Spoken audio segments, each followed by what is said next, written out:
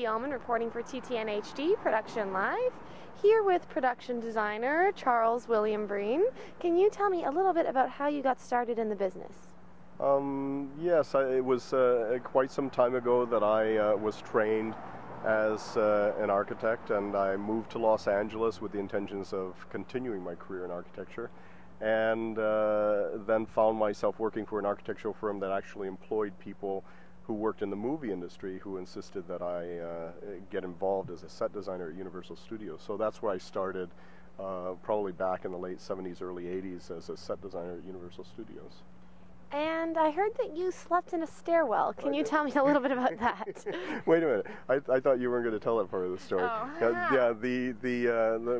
When I first moved to Los Angeles, I was quite young and drove out here from Michigan and went to visit the school where I was intending on studying architecture some more. And since I didn't have a lot of money, and I didn't know a single soul out here actually, they said, well, there's a place in the stairwell that if you go up the street and buy us some dressing for our salad, we'll let you have some of the salad and you can sleep in the stairwell of the school. So that's where I spent my first night in Los Angeles, was in the stairwell of the school called SciArc in Santa Monica.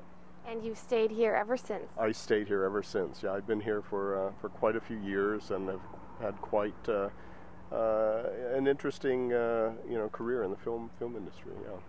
Now, I'm aware that you are a member of the Academy of Motion Pictures. Can you tell me a little bit about how you became a member of the Academy, and a bit about the voting system in terms of the Oscars and who wins and all that kind of thing?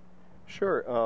I was nominated to be a member quite a few years ago, and was accepted, and I've been a member ever since, and so essentially, the whole process is depending upon which group you belong to. Like, I belong to the art directors group. Every year, the films are sent out by the various studios for Academy consideration, and then what happens is once people have had a chance to view the films, ballots are sent out to nominate, and whatever category you work in the film industry. Like, for instance, I work in the art direction end of it, and so I nominate whichever 5 films I think are the best films for art direction, and I also get to nominate the 10 top films that I think are appropriate for best picture. And it runs essentially the gamut through the various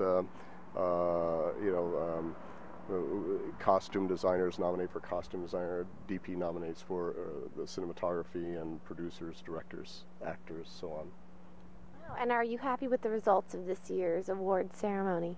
I am. I was not surprised.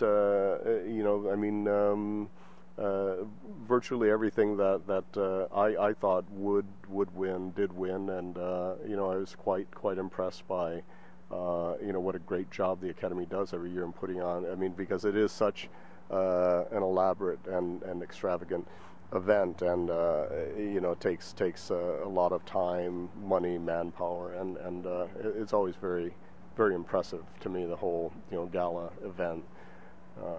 Yeah, I'm looking forward to being nominated myself someday for one of my films. Yeah. And I guess that would be one of your goals for the future. Do you have any upcoming projects, and do you have any other things that you aspire to as a production designer? Yeah, my next project is going to be with a director whom I've worked with before. His name is Fred Durst. He is the frontman of a very well-known band called Limp Bizkit. And we're going to be doing a film, hopefully in North Carolina, called The Pawn Shop Chronicles, and we should be starting pre-production any time now. Just waiting for the green light, as they say. Well, that's very exciting, and I wish you the best of luck, Charles. Thank you so much. I appreciate it. I'll be looking out for you on the red carpet next year. I'll see you there. Okay. I'm Katie Allman reporting for TTN-HD Production Live.